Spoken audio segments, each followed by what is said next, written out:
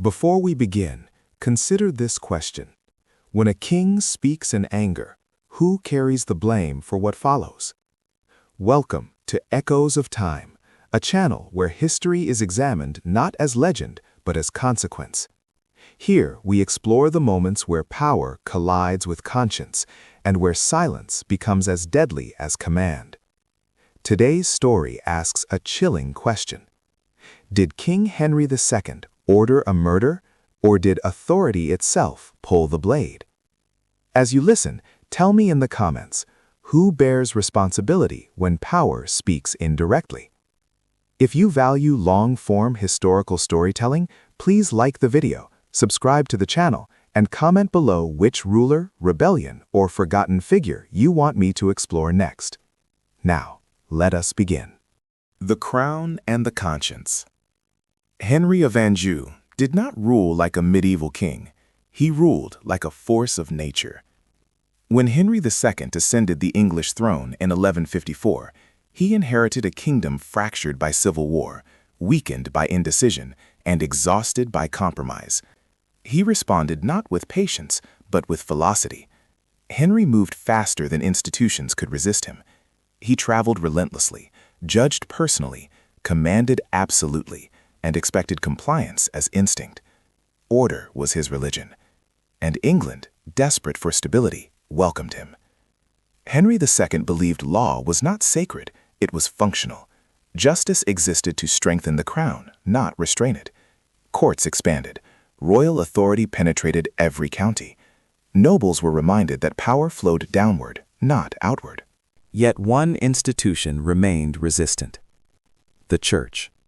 At first, Henry believed it could be mastered the same way everything else had been, through appointment. When his longtime friend and confidant Thomas Becket was elevated to Archbishop of Canterbury, Henry assumed victory. Becket had been chancellor, administrator, enforcer. He understood royal necessity. What Henry did not anticipate was transformation. Becket did not resist immediately.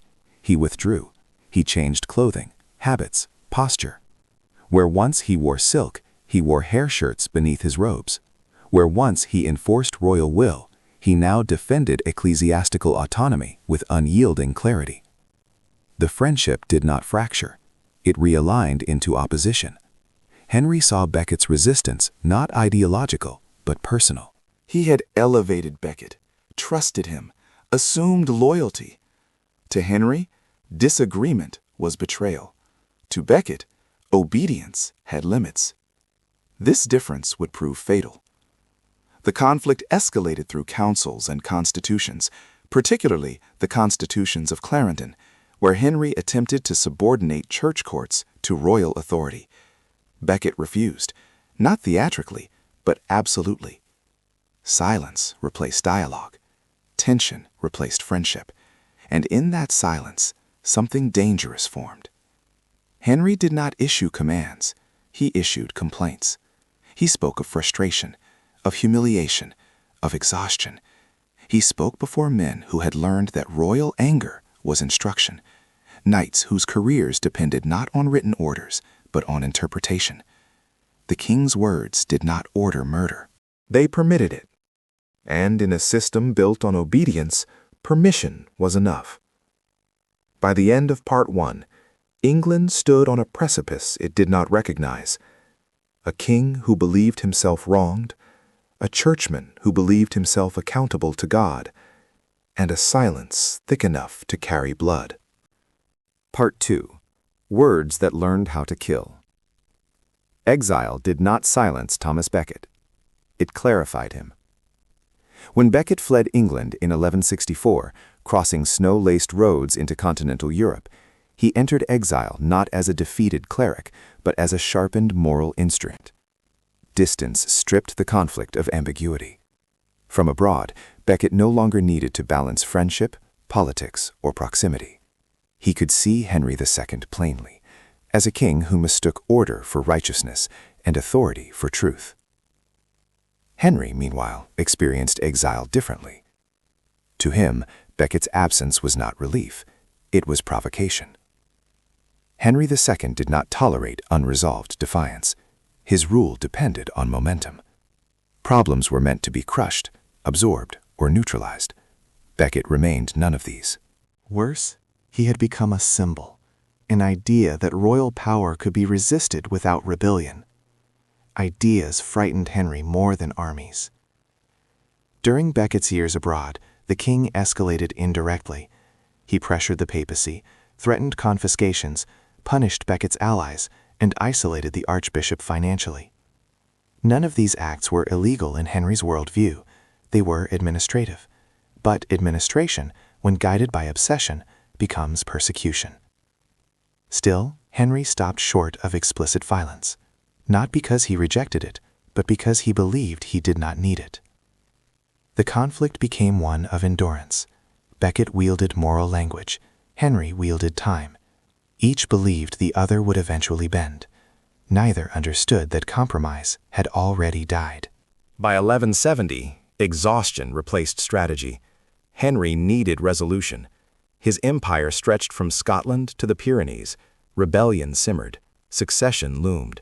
Becket's defiance was no longer merely ideological, it was inconvenient.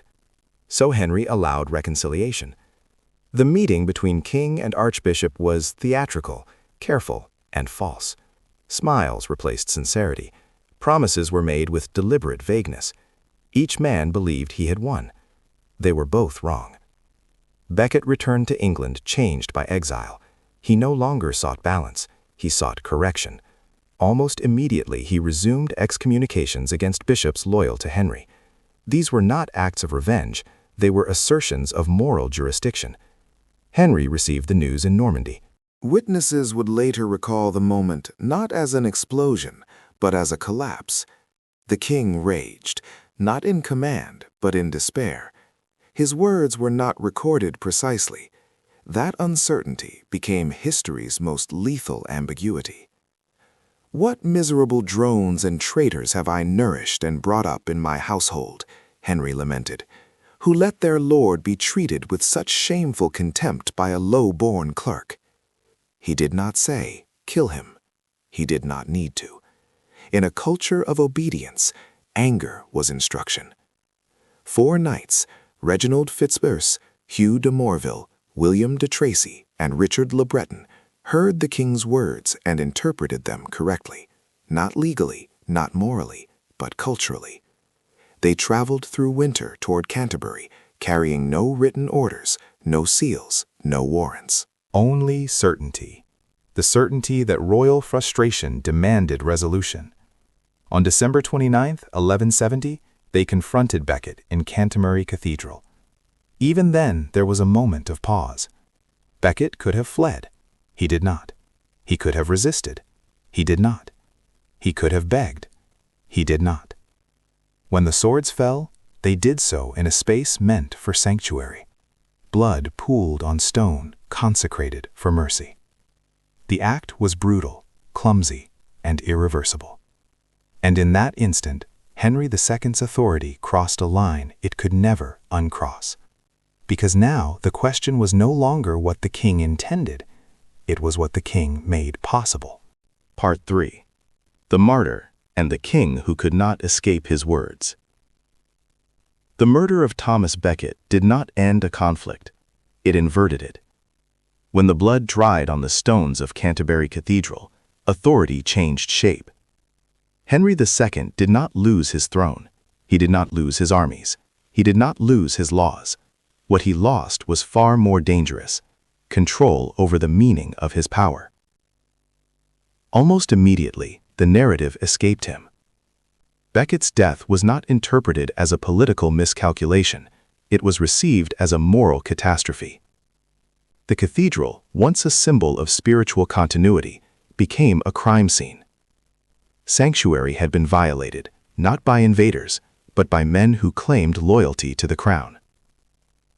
Henry's indirect authority now stood exposed. He had not ordered the killing. Everyone knew this, and yet everyone understood something equally important. The king's anger had done what commands could not. It had activated obedience without instruction. In that realization, fear gave way to judgment. Martyrdom is power inverted. Becket's body became more influential than his voice ever had been. Reports of miracles spread rapidly, healings, visions, divine signs attributed to the place of his death. Pilgrims arrived through snow-covered roads, kneeling where blood had fallen. The church did not need to canonize Becket immediately. The people had already done so. Henry II watched this transformation with growing dread. The same king who once bent institutions now found himself bent by consequence. Foreign courts murmured. The papacy hardened its stance. England's stability trembled, not because rebellion loomed, but because legitimacy eroded. Henry's response was not denial. It was submission.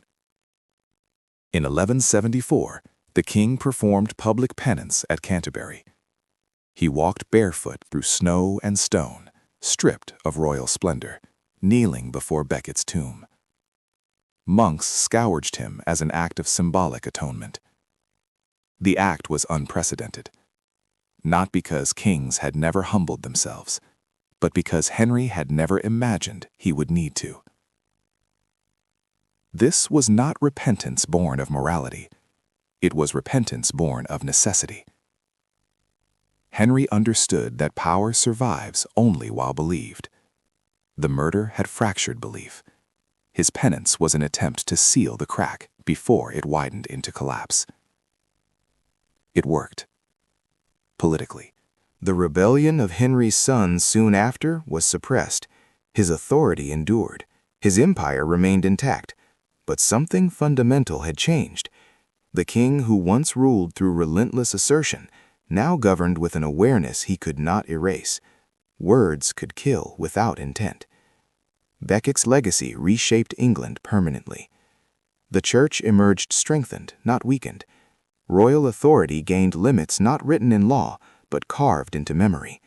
The boundary between power and conscience became visible because it had been crossed so violently. Henry II lived the rest of his reign under that shadow. He never again spoke carelessly about defiance. He never again underestimated silence. The machinery of his rule remained efficient, but it slowed. Calculation replaced impulse. History often seeks villains and heroes. This story offers neither cleanly. Henry II was not a tyrant. Thomas Becket was not flawless. But together, they revealed a truth that outlived them both. Power does not need to command violence to be responsible for it. It only needs to create a culture where violence feels permissible. That lesson echoed far beyond medieval England. It would return in empires, dictatorships, bureaucracies, and institutions where authority learned to speak indirectly, to suggest, to imply, to lament, knowing others would act. The crown learned how to kill without orders, and the world learned to recognize the danger. Snow continued to fall on Canterbury long after Henry and Becket were gone. Pilgrims still came. Kings still ruled, but the stone remembered what power tried to forget, and history did not absolve silence.